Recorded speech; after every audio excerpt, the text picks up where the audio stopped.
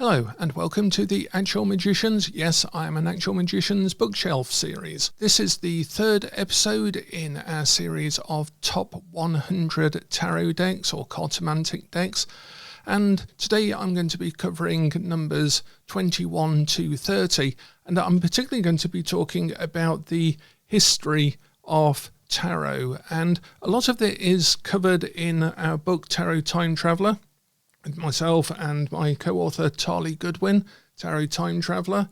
History is the greatest teacher, as it says. And this is basically a book that covers the entire history of tarot, all the way going back to the original conflation of tarot with the gypsies and ancient Egypt and original cartomancy, so that we actually have an entire history of tarot all the way from the first uses of tarot through the 50s, going through the women's magazines. This is where tarot was hidden in plain sight for several decades, I guess, between the 30s and the 50s. Before that we had the Golden Dawn and other occult systems, and then we had the revival of tarot in the late 60s into the 70s and so forth.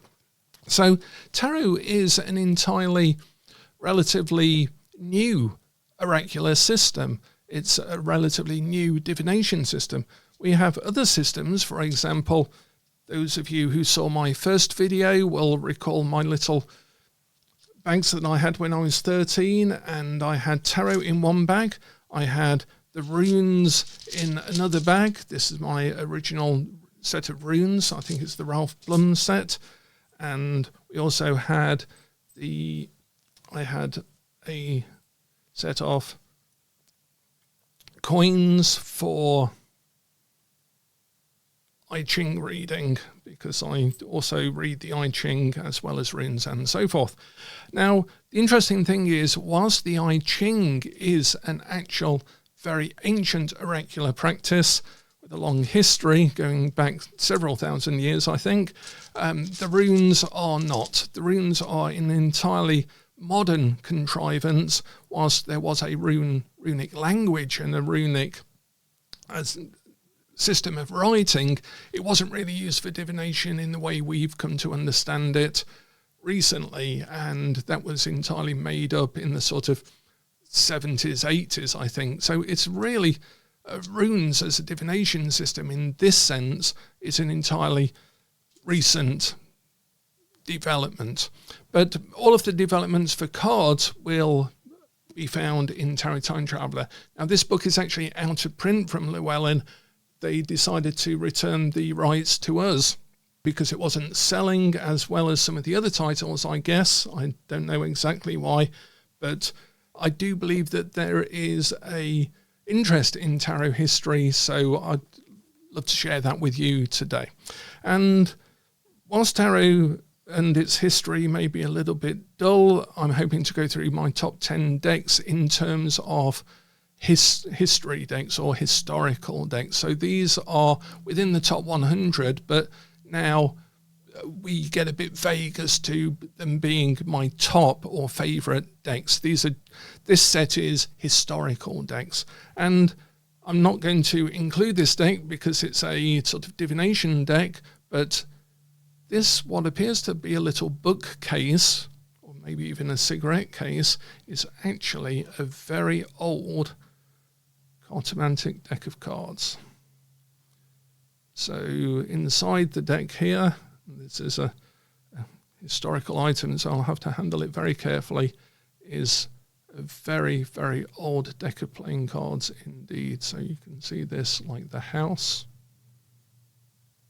And this has seen some use, as you can well imagine. It's maybe from the 1800s, I would guess. Like the house there. Just trying to see if we can find the death card there. So I quite like that, bearing a sort of letter by the looks of it. So cards go back a very long time. So I guess before we look at the top 10 historical decks, I guess we're going to take a quick look at the history of tarot. And a lot of this is actually covered in the Hekademia course that we offer. That's a 2-year course with over 100 hours of video recordings covering everything about tarot that is in my head, at least. I try to dump inside a 2-year course. So if you are interested, I'll put a link to the Hekademia down below. But let's take a look at tarot history. So playing cards were invented, as far as we understand it, in the 9th century AD in China, in the Tang dynasty. So there was something called the leaf game, but the earliest record that we have of that is a record of playing cards in 1294, again in China. So the origin of printed playing cards, at least, is in China in around the 9th century. In fact, there was a Chinese printed playing card discovered near Turpan. It's from 1400 AD. But the earliest sort of Western record that we have is an illustration of a royal court playing cards with obviously printed cards, and this is obviously playing cards, and that dates to around 1352 to 1362. So the playing cards have entered into the West from the East in terms of probably the trade routes that were there at the time.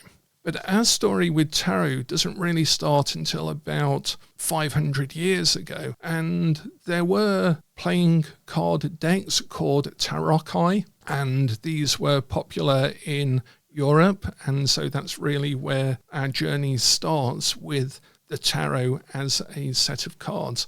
And there was a tarocchi deck, and it was played with major arcana and the pip cards as well. But it wasn't until Antoine Court de Gebelin in the publication Le Monde Primitif, Volume 8, The Primitive World, in 1781, really introduced some sort of esoteric or occult connection to what was at the time a pack of playing cards. He suggested that there was an Egyptian connection for a number of different reasons. It may have been through a Freemasonic connection. The person who actually wrote the article in Le Monde Primitif made a connection between the Hebrew letters and the tarot, there being 22 of each, and that's where all of that conflation of ancient Egypt and tarot really started in 1781. It wasn't until Etteilla, a barber, who was actually, his surname was Aliette, and he reversed that to make his occult mystical name of Etteilla, came along with a publication around 1783 to 1786, which was a way to entertain oneself with a pack of cards called tarots. And he was really the first tarot teacher. So we all go back to Etteilla in terms of teaching tarot. And then a little bit later on, Papus then conflated the tarot with the gypsies and had an origin story of the tarot through the Romany people, or the gypsies as they were called at the time, and therefore the connection back to ancient Egypt and so forth. Again, all made up, all without any factual evidence at all. So it was due to these early occultists, stroke historians, stroke scholars, that we have the whole connection to ancient Egypt, but there really isn't one at all. And then in 1889, we had Oswald Wirth, who we'll come back to look at his deck in a little bit. He was a member of a Kabbalistic Rose Cross order in Paris, and he published the Tarot of the Bohemians in 1889. So again, there was a conflation of tarot with occult subjects in 1889, and then of course in 1888 the Golden Dawn was formed, and hence our story continues with esoteric tarot. It then disappears for a little bit during the First World War, and obviously Crowley was developing the Thoth Tarot during that time. We had the Waite-Smith Tarot in 1909, of course, and those decks really vanished, and Crowley didn't get to see a printed version of his deck in his lifetime. It wasn't until the 60s, then into 70s, that really all of this then became an occult, fortune-telling, avant-garde, counter-culture phenomenon. So in terms of the tarot decks over the last 500 years, if we look at the tarot decks from 1400 to 1900 in particular, and these will be listed in my top 10 in these positions, sort of 21 to 30, we had the Visconti deck, first of all, which is one of the grandest set of major arcana that we know of. There's a beautiful edition that I went to see in the Victoria and Albert Museum, and it's literally quilted with gold. It's certainly not something you would shuffle.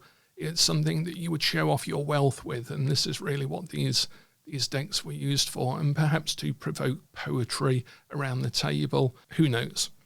But the Visconti deck was around 1400 to 1499. So again, quite early on, but relatively late in the history of something, for example, the I Ching or other forms of divination and augury. The Sola Busca deck then came along in the 1400s, and sometime around 1530, we reckon, the name of the deck, the name of the game that was played with that deck was called Tarocchi, and hence we get tarot from that. The Sola Busca deck was obviously influential on Pamela Colman Smith and Arthur Edward Waite when they made the Waite-Smith deck. So again, there's a law of cyclic return with the imagery. The Marseille deck was popular starting around the mid-1600s into the mid-1700s, and this is one of the decks that we're going to look at in a moment with our historical decks. The Grand Etteilla deck, again, came along with Etteilla that we've talked about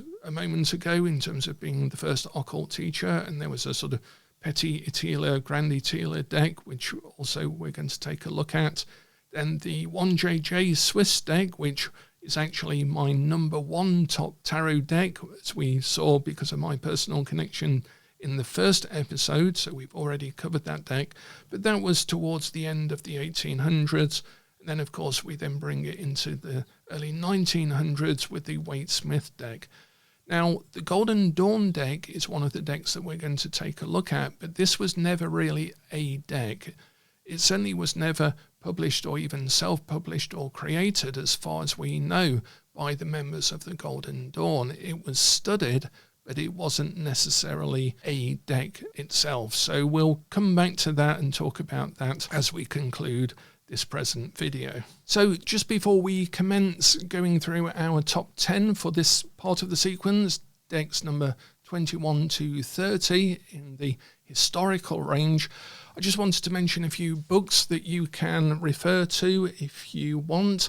Unfortunately, some of these are out of print, so you may have to keep an eye out for them if they ever come up secondhand. But the Duckworth version of The Game of Tarot by Michael Dumet is really important. It's one of the first big historical studies of the whole game of tarot itself, the occult connections with it, its origins in playing card history. There's also the Stuart Kaplan Tarot Encyclopedia in, I think, about 5 sets, which I have down behind the computer there, and that's also very important for the illustrations. I used to love going through that book. I got one encyclopedia every Christmas for a few years from my parents because I was into tarot at a young age, and I used to gaze at all of the pictures and try and work out how I would read the cards, how I would develop them and myself and so on. So this is a really important historical book, but very expensive, unfortunately, when it's secondhand. I'd also recommend getting a book on the history of playing cards if you're interested. And again, this is by Catherine Perry Hargrave, one of my favourite ones, and it's really well illustrated, very clear with the dates and so forth, and really well illustrated.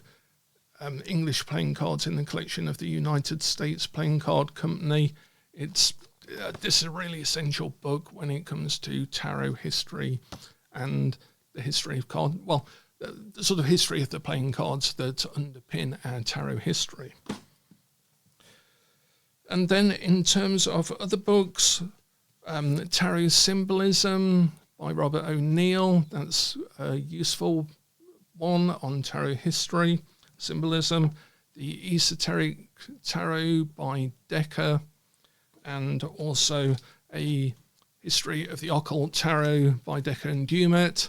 And there's one by Decker, Dumet and De Paulis as well, which is also a historical book. I can't quite see where that is at the moment, but it's Decker, Dumet and De Paulis, a history of the tarot as well. And so these are really useful books on the actual history of tarot, because there's a lot written about it that is totally misguided or internet driven, and it's far better to go back to some of the academic sources. And of course, even if I've mentioned it before, Tarot Time Traveller, we actually went back through all of that and developed little vignettes and showed how to read with playing cards and so forth to make it a practical book. The others are purely academic. This is practical, based on the actual history, as if we were travelling through time, looking at each stage of tarot cards and playing card reading through the ages. We even put in some little vignettes and stories for the first time in this, so you can perhaps get to see what happened when Pamela Coleman-Smith and Arthur Edward Waite did their deck. When we first travelled to Edinburgh in Scotland in 1800, there's a little story vignette at the start of each of these sections, just to try and bring it to life, because it's really important to bring the tarot to life. So in position 21 of the top 100 decks, as we start to look at the historical decks in positions 21 to 30, is the Visconti Tarot that we briefly mentioned in our little bit of history. So this is the Kerry Yale version of it, published by US Game System, and I also have the Susan Zitzel's version, and we'll take a look at both of them quickly. And this is the one that I've used most often, and that's why it's so battered, the poor thing. And if we take a look at the cards, you can see that they are rather gorgeous. They're large-sized as well, so they're very good for doing display readings or showcased readings when you're doing a presentation and so forth. So here we have like the Seven of Swords. I read these reversed when I read them, so some of the cards are upside down. You'll see we have like the Lovers here. Show that close to the camera. And again, in the museum, in the V&A Museum version of the Visconti Tarot, these here are actually quilted gold, so the cards are really thick, and there's a layer of gold that looks like padding, like a duvet cover, on the top of the cards, so you certainly wouldn't shuffle them.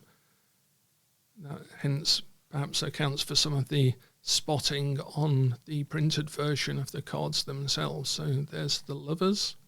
Just hide my finger out the way there. And the Magician, already with his 4 elements there.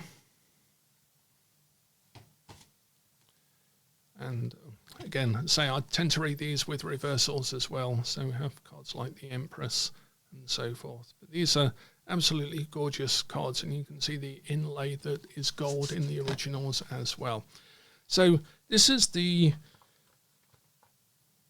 US Games version of the deck, and there is also the deck from Susan Zitzel, published by Kailash Publications, and this is also accompanied, again it's in German of course, with a really wonderful guidebook as to reading the cards, fully illustrated as well. So you need German or Google Translate to have a good go at that book.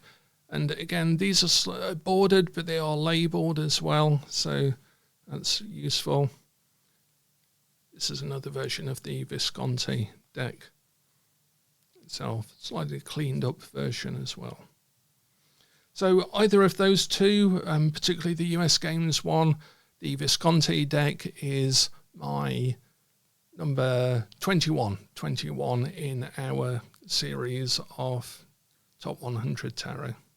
And deck number 22, as we go through the historical decks of tarot, is the Sola Busca, the beautiful, gorgeous Sola Busca. This version of it was made by the late Osvaldo Meneghello. We met him in Milan, and it was a sad day to learn that he'd passed away. But this deck is absolutely gorgeous. There's another version by Lo Scarabeo, the Illuminating Ancient Tarots, this version. But the one we're going to take a look at is Osvaldo's version here. Now, there's a beautiful guidebook that comes with this by Cristina Dorsini, who I believe is Osvaldo's daughter, and she's the art historian and art director of the gallery that I believe still continues after Osvaldo's death. So this is a really interesting little booklet alongside the deck itself. And of course, we know that some of the images of this mysterious deck were inspiring to Pamela Colman Smith and Arthur Edward Waite. There was an exhibition of some of the prints of the deck, not the actual deck, at the time in the British Museum that they went to see. And we'll see that there are some interesting images that go from this deck into the Waite-Smith deck. And it was also, I believe, we viewed it in a La Brera gallery in Italy, and I think they're still on display there. They were given from the family to the museum. So this is a limited edition. You can probably still get hold of some of these. And as with all of the cards that we're looking at, the historical cards, there will be lots of different versions of some of them. We'll see that when we look at the Marseille deck in particular. So again, your mileage may vary with different decks. So let's just take a look at some of the beautiful Sola Busca deck. These are mythically inspired, and not a lot is known about them. There have been a few books recently that have sought to explain the deck, but I'm not convinced, particularly at some of them. But again, your mileage may vary with these cards. I don't often read with these cards. I've done some meditation work with them, some in effect path working with them, but this is not one of my reading decks.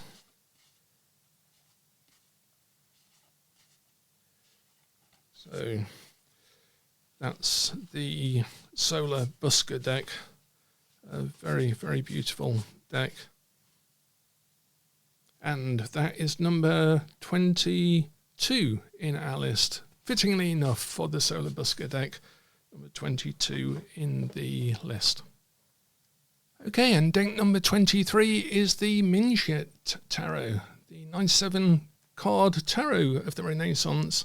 And there's the Brian Williams version, and I'll show you both versions, but we'll start with the Lo Scarabeo version of the Minchiate. And again, this is a very different type of tarot to some extent, and can confuse the brain a little bit when you're trying to read with it, but it is a very good reading deck to have and to have some experience with. So let me just take out the deck here, some of the cards. And again, the Lo Scarabeo version by Andrea Vitali comes with a guidebook in English and Italian, I believe, and it does have the meanings of the cards in for you to get reading with the cards. A little bit of the history there as well. Again, this is sort of mythically based in terms of it, in terms of the design and the images. So let's take a look at some of the cards. This is the Lo Scarabeo version. You can see more like the pip cards here. 2 denarii, two coins, 2 of pentacles, Ace of Pentacles, and so forth. So it's a fairly sort of straightforward reading deck. And again, we have a lot of methods in Tarosophy teaching to read with pip cards only. So I'd advise perhaps taking a look at some of our courses if you want to learn how to read just pip cards and so forth. Let's take a look at the Brian Williams, again the late Brian Williams Minchiate deck in a second. Put those to one side there. Okay, so let's take a look at the Brian Williams deck. This is a nice box set. It was published by Destiny Books. Again, I'm not sure if this is still available. Go on the back there.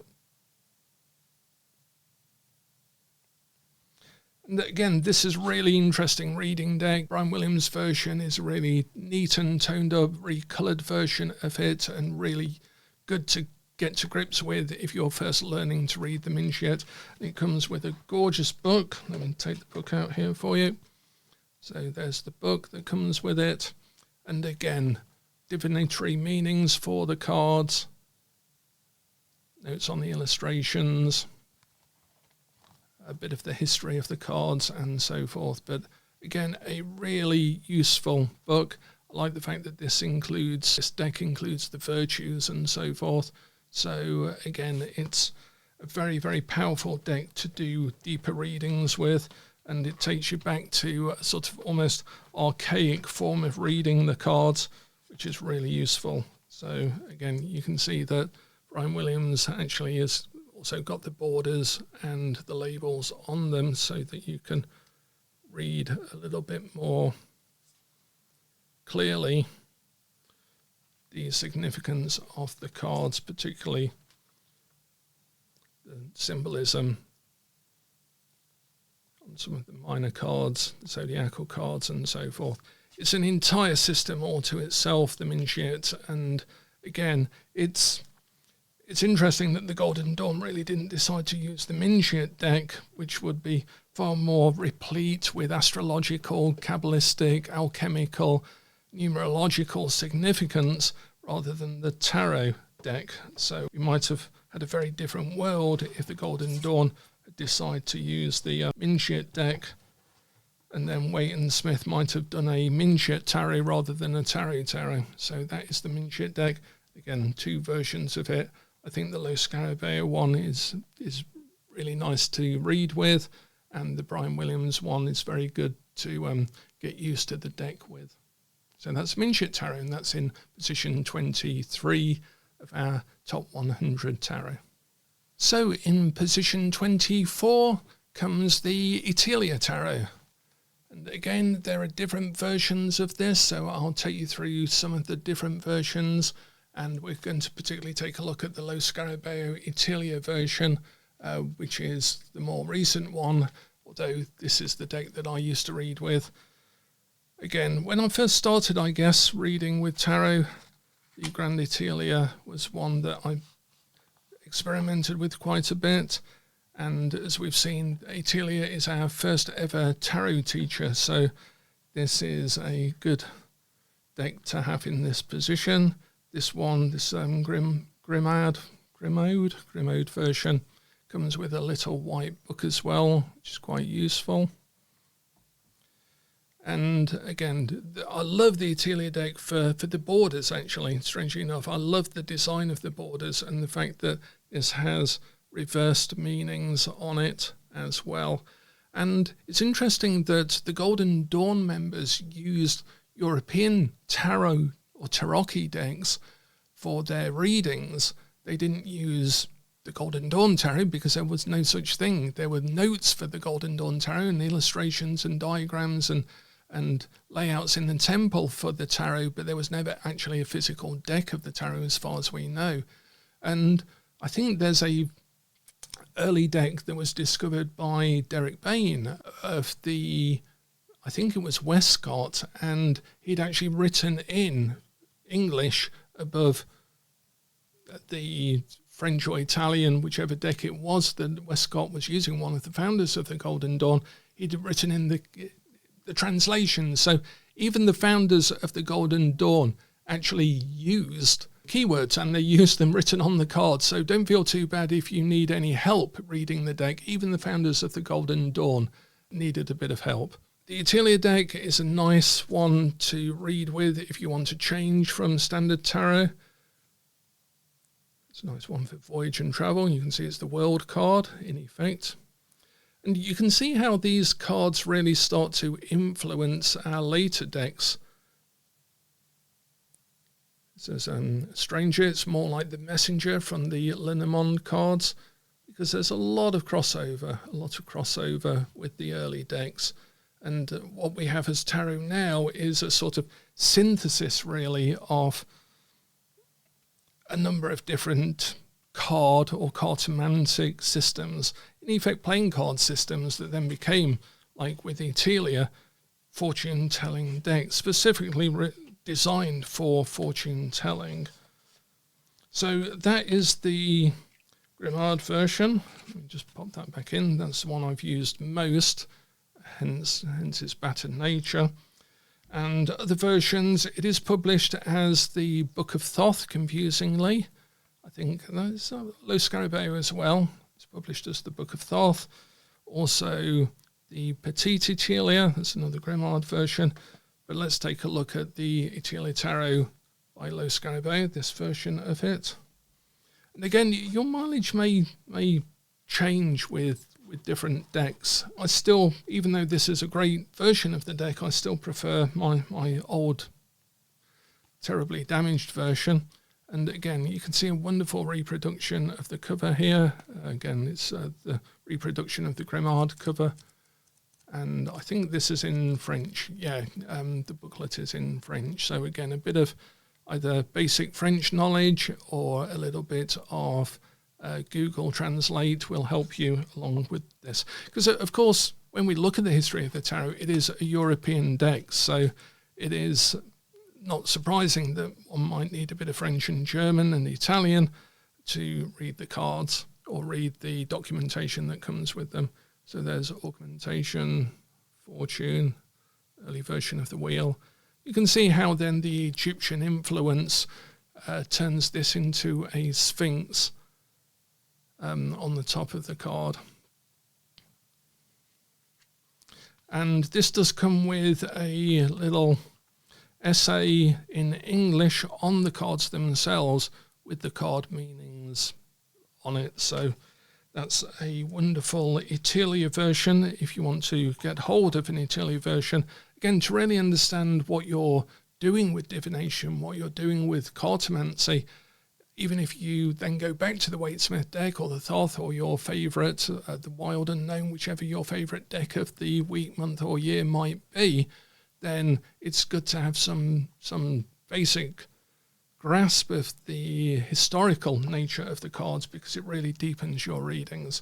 So that is position 23, I think it is, isn't it? The Etteilla Tarot, and I'd recommend the Lo Scarabeo version, although again, with all of these historical decks, as we'll see with the Marseille in a second, there are different versions that you can get hold of.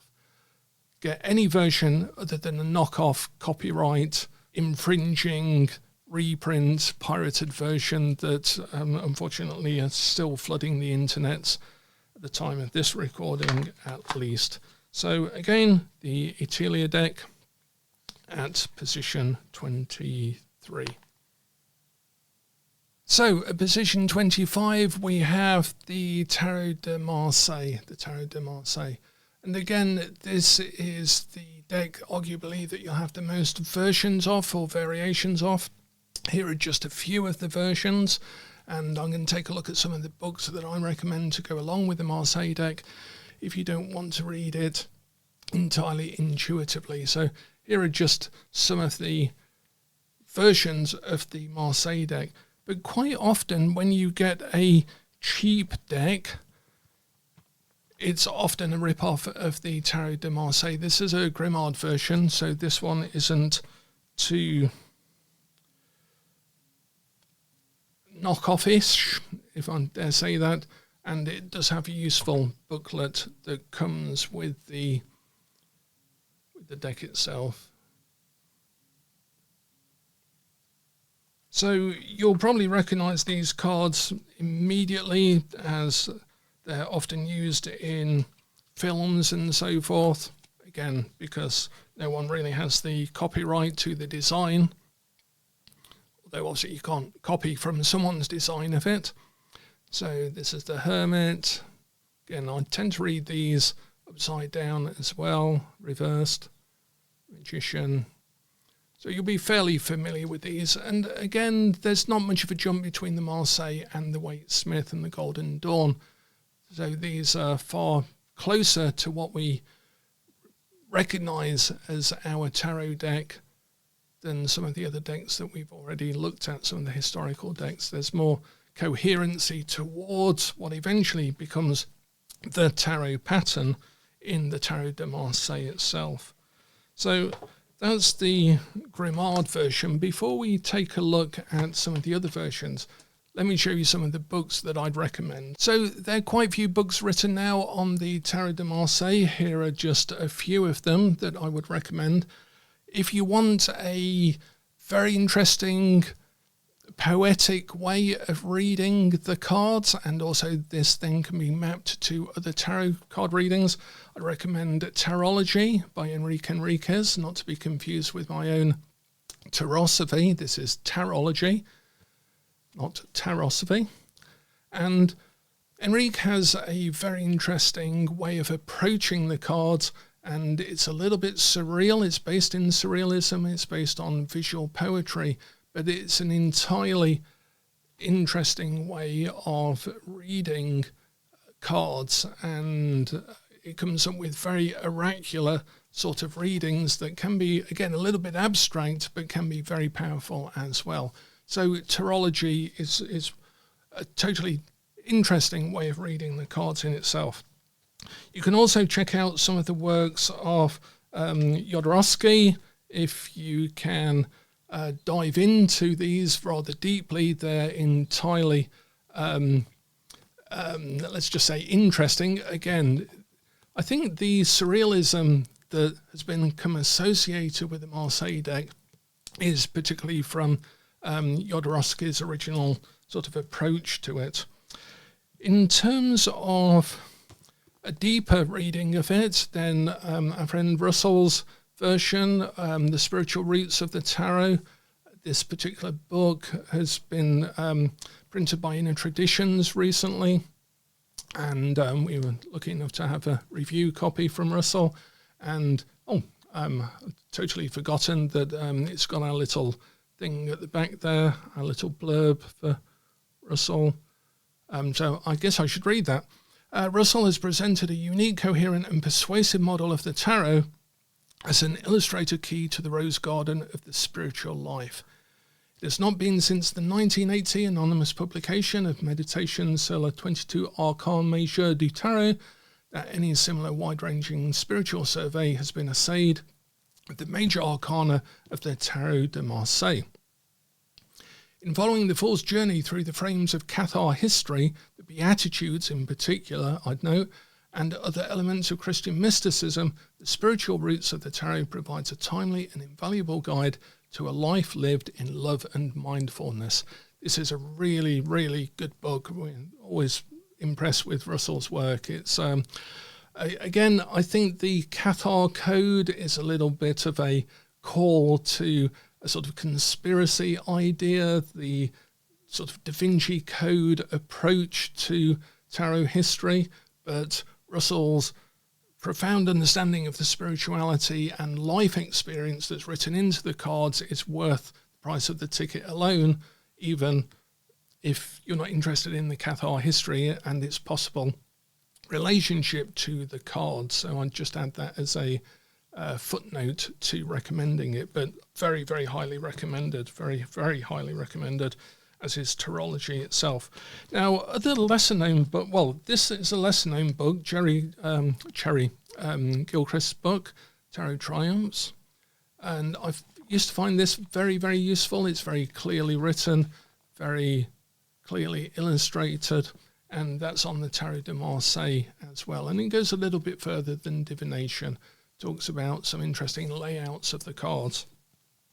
But most of all, I would highly recommend, and it's in two versions, the late Yoav Ben-Dov's books, The Marseille Tarot Revealed and Tarot the Open Reading. Well, I say books, and I should just warn you that Tarot the Open Reading was his first book, and I think this was self-published or small press published, and then it's been reprinted as the Marseille Tarot Revealed. And I don't think it mentions, it might mention on the inside that this is a souped up version of this. So you only need one of these. So probably the Llewellyn Marseille Tarot Revealed by Bendov, the late Bendov. And again, it's an interesting way of approaching the cards, and it's similar to some extent to tarology, but it's a little bit more direct than that. And it also maps to other ways of reading other cards, particularly oracle decks and so forth. So this sort of open reading method is very good for that as well. But in terms of learning the Marseille, this is slightly self-promotional, but this Marseille Cat Tarot that mainly Tarly, I think it's got both our names on, but mainly Tarly wrote the Little White Book for, is a really good, it sounds a bit naff, dare I say it, but it's a really, really good little deck for jumping between the Waite-Smith. If you are already reading the Waite-Smith deck and want to transition to the Marseille and find it a bit difficult, the Marseille Cat Tarot actually, even though it has the sort of rather, if you're not into cats, then this might be a little bit abhorrent to you, and I do apologise. But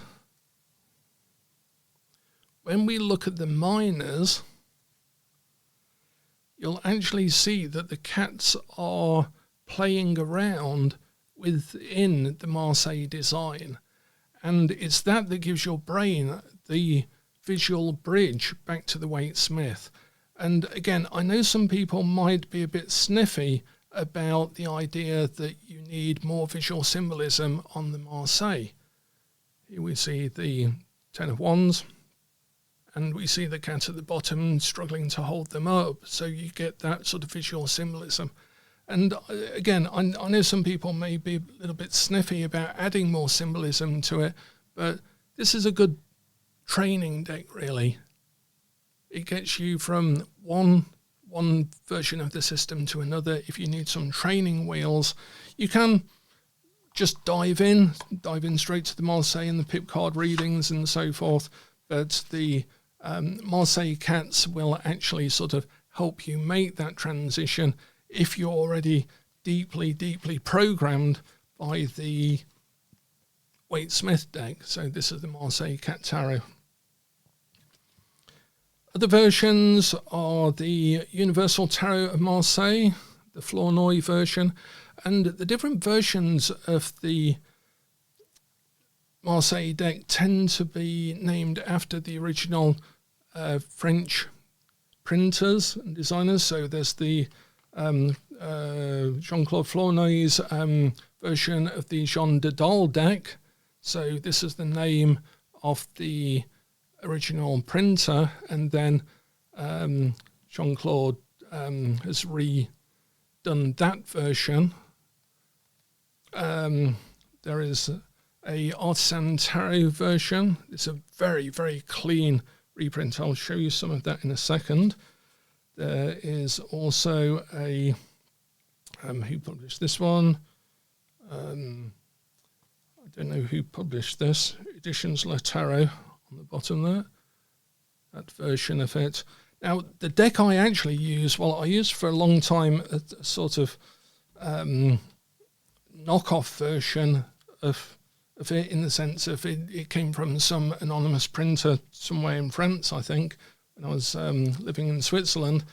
But the Grimard version I do like, I use, and it's actually Yoav's version of the deck, the CBD version, which is the Conver Ben Doav version. So it's his name with Conver, one of the original printers of the Marseille deck, the CBD deck that I use. Now, I couldn't find it for this video because it's one of my reading decks, so it's probably in a bag somewhere downstairs.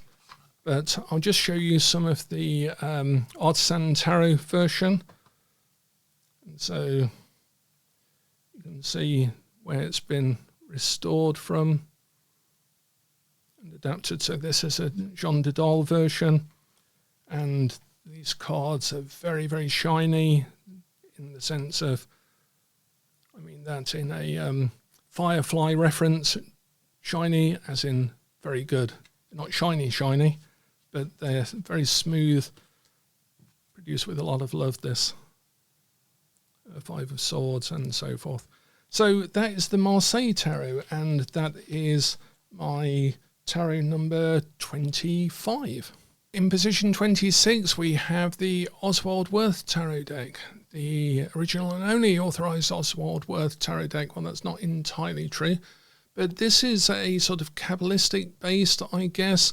Wirth was one of the first people to really start to put in some Kabbalistic, ancient Egyptian correspondences to the Hebrew letters and so forth. And so I used to read with this deck a little bit, but again, it's a fairly standard pip deck. Just trying to find some of the major arcana with typical European major arcana. And again, we can see how these designs continue into the Waite-Smith deck that we saw in our top 10 decks, of course. This is the Oswald Wirth version. Now, I think this was published, if I'm not mistaken, was it US Games? Yes, so this was, it was published by AG Mill in Switzerland, but actually distributed by US Games. And it does have a rather alarmingly gold shiny back to it, but that never really put me off when I was reading with it. But there is another Majors Only version published by Adam McLean. Again, this will probably be out of print, unfortunately. 1889, and this obviously dates it to the year after the Golden Dawn was created, so you'll see how beautiful these cards are. A lot more cleaner than the US Games version, which has been glossed up a little bit in the background. But again, you can see how all of these cards are now starting to conflate quite nicely with our Waite-Smith deck. So that's the original Oswald Wirth deck. I'm just trying to put these cards back in. And you'll see as well, actually, just before I put those away, that we have versions of the Hebrew letters at the bottom of the cards. And again, there's a lot of discussion, was a lot of discussion as well, back in the day of the Golden Dawn as to how the Hebrew letters secretly applied to the cards. And Wirth's version, I think, is a little bit different to the Golden Dawn version and the one that a lot of people are familiar with.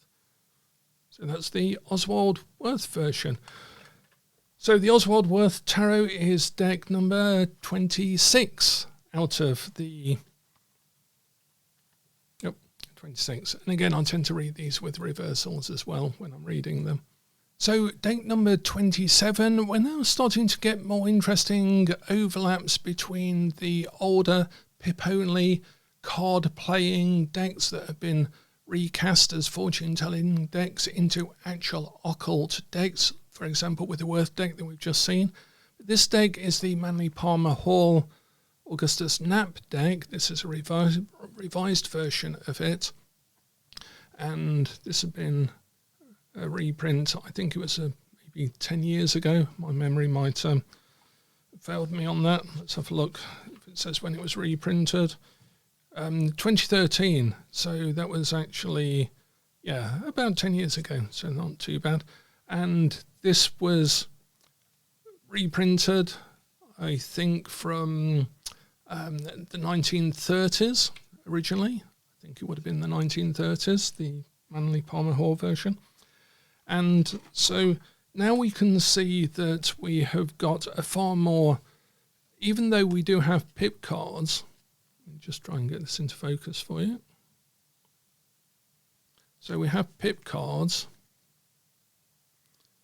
but they have slightly more symbolism to them, and obviously occult symbolism there with the rose cross. And the majors in this are rather beautiful, and they'll parallel to a deck that I've yet to show you in the sequence. but very much of the 30s. So the style is almost a nostalgic style, I guess we'd call it now.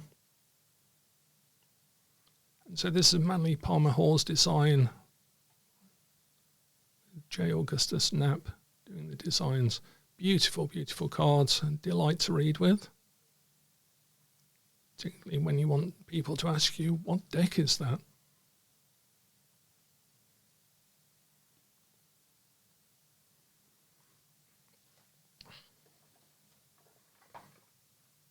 So again, Tarot Time Traveller and the Hekademia course do go into a lot more detail if you want to know a bit more about these cards, but that is the Manly Palmer Hall J. Augustus Knapp deck. That is in position number 27, I think we're at. 26 or 27.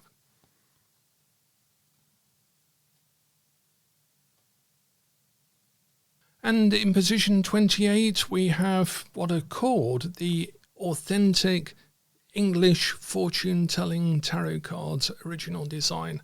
But this is actually called the Rigel deck, the Rigel deck.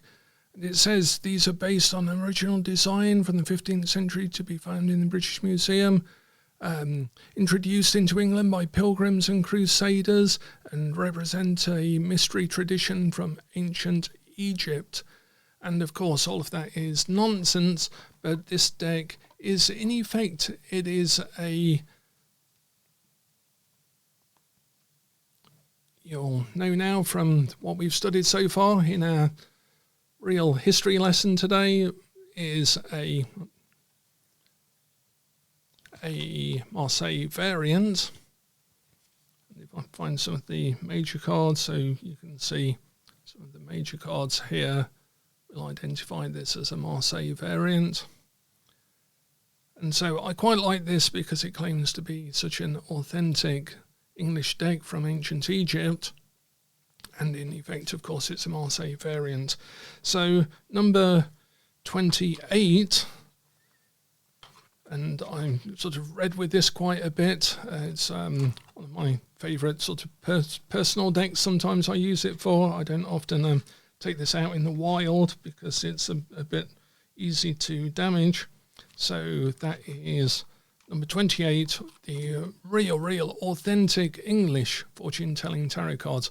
And I quite like it in position 28 because it reminds us to be wary about the actual so-called history of tarot as it is presented to us on the side of a box, or particularly on a tarot blog on the internet, for example. So just always try and look into the actual history of the cards. So this is number 28, the Rigel Tarot.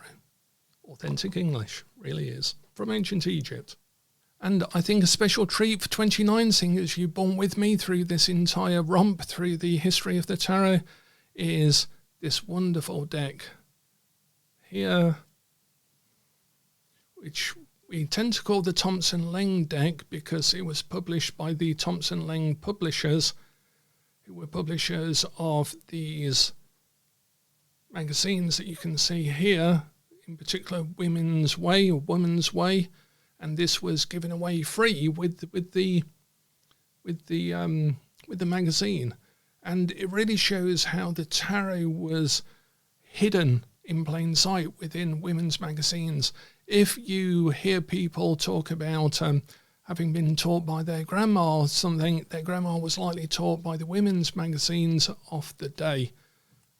And it was no more secret or less secret than that. And this deck is really, really, really beautiful.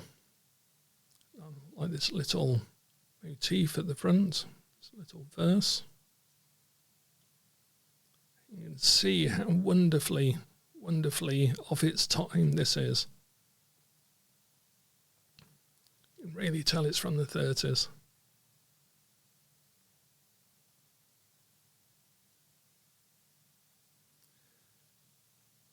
And we're hoping to reprint this deck soon because it's a joy to work with. Strangely very good for Halloween. I love the Six of Swords there, rather than on a boat, just walking across some stepping stones. Love the expression on the face there.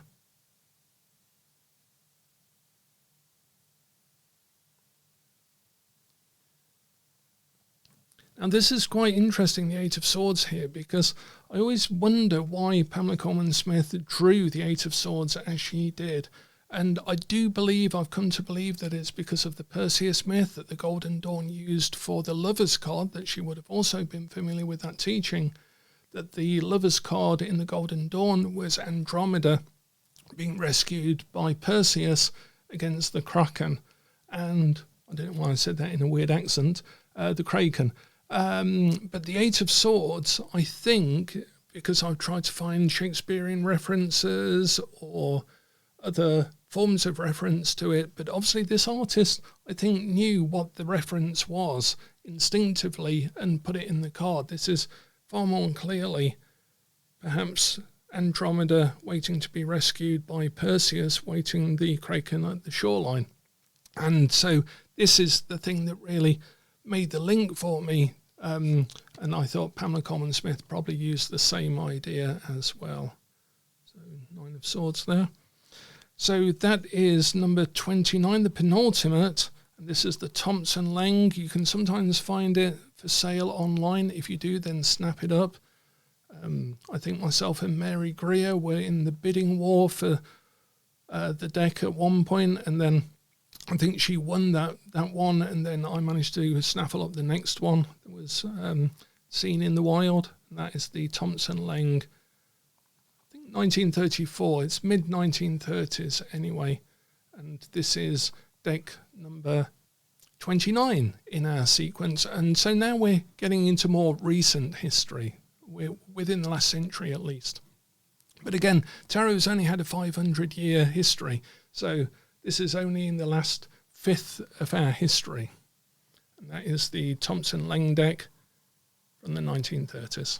And finally, deck 30 is a bit of an odd one because we have mentioned this several times and it's written into the history of the tarot, but there is no real version of it. So it's an odd one, and that is the Golden Dawn Tarot. So there really never was a Golden Dawn Tarot deck, and there are several versions of it. I can't find the other couple that I have, but I do like this version anyway, the Golden Dawn Temple Tarot by Nick Farrell, and I think it was Henry Wendrick and Nicola Wendrick. And this is really, really one of the best decks for colour symbolism. There's an article by the Wendricks on this deck, and it's really, really in detail. And I think we published it in Tarosophist International as well at some point. And it taught me more about colour in one article than I've ever learnt about colour. Never mind its artistic use and its use in symbolism. So let me see if I can get a decent focus on that. There we go. So the Golden Dawn Tarot is a weird one because, again, there was never really a deck, but we refer to the Golden Dawn Tarot and its impact, the Golden Dawn teachings, its impact on the Waite-Smith and the Thoth deck are fundamental. So this deck has sort of made itself known through other decks, but has never really had its own deck, its own identity. So it's a bit of a strange one. So I do want to list it though as one of the important historic decks, even if it was never a deck. And the Golden Dawn Temple Tarot, and I think there's a weird thing about the publication history of this that I'm not sure about, so you'll have to find out what the current status of the publication is online. Does come with I did get a version of it, at least, from Wendrick Art House, of the meditation set, which is a large print version. It looks a lot smaller in my massive hands, but I can assure you this is quite big. Have I got something like a pen to show you against it? There we go. So you can see the sort of comparative size of it here. But you can see as well the colours of the this deck, how wonderful they are. The shading of the colours is all very deliberate. If you ever wanted a deck to learn colour symbolism, even if some of the art is not necessarily what your particular taste might be, the colour symbolism in this deck is absolutely astonishing. You see the Ankh here with the colour symbolism. Every level of detail in the colour symbolism has been thought about. We see one of the Golden Dawn versions of the Fool. Again, it's a slight modification because the Golden Dawn had a grey wolf looking at the Fool figure as he reached up for a white rose. And here we've got the sort of wolf outfit. So there's some interpretation. And this is it with the Golden Dawn, and why I do want to put it in, even if it is not really a deck, that we don't have a accurate version of a Golden Dawn deck because it was never published as a deck. So, but its symbolism wore into the Waite Smith and wore into the Thoth deck, even if neither of the artists or designers of that, one in particular the designers, Waite and Crowley, really reference the Golden Dawn. Waite did it sort of under his breath and Crowley did it in a disparaging way. So, but they both owe a massive debt to the Golden Dawn Tarot. So in position 30 is the Golden Dawn Tarot, and I am going to do a separate video on Tarot for Magical Use and another separate video on Golden Dawn Tarot symbolism. And by then I'll have dug out my other Golden Dawn decks for that as well. But that's position 30. And to say, if you want one for the colour symbolism, if you want one for colour symbolism, then the Golden Dawn Temple Tarot is certainly a great one to get. And again, there we go, get the focus there. So again, there may be a weird publishing history with this, I'm not sure. As with, again, some of the other decks, in some of the other decks, there's different versions of it. But nonetheless, I'd recommend checking it out. So that is Farrell and Wendrick, the Golden Dawn Temple Tarot in position 30. That brings us to the end of this episode in the series of Top 100 Tarot decks. Say I could probably make it Top 500 or maybe Top 1000. These are not listed in order of there being the best tarot deck or something like that. These are just listed in terms of my favourite tarot decks, the decks I use, the important historical decks, particularly the ones I, again, use or have used. And also we're going to look at decks that have really clever designs with them that I use and so forth. So there's a theme of these are the decks that I have in rotation that I actually use, and also they're sort of generally grouped as we go along, although it may get a bit more random towards the end of the Top 100 at least. I don't know if I can keep thematically grouping them all, but we'll give it a go. So thank you for watching with me, and I look forward to seeing you in the next episode, or any of the Actual Magician Explains episodes as well.